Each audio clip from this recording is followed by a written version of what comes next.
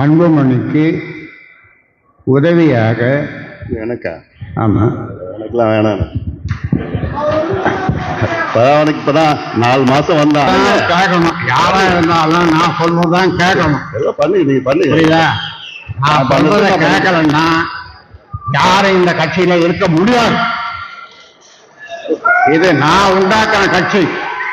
நான் சொல்றத கேட்கலன்னா யாரும் இந்த கட்சியில இருக்க முடியாது. என்ன சரின்னா சரி, போ. அப்போ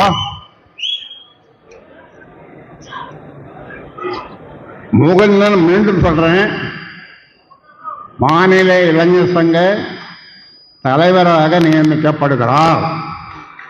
கை தட்டுங்கப்பா. குடும்பத்துல என்ன ஒண்ணு போடு. குடும்பத்துல நன்றி யார் சொல்றது?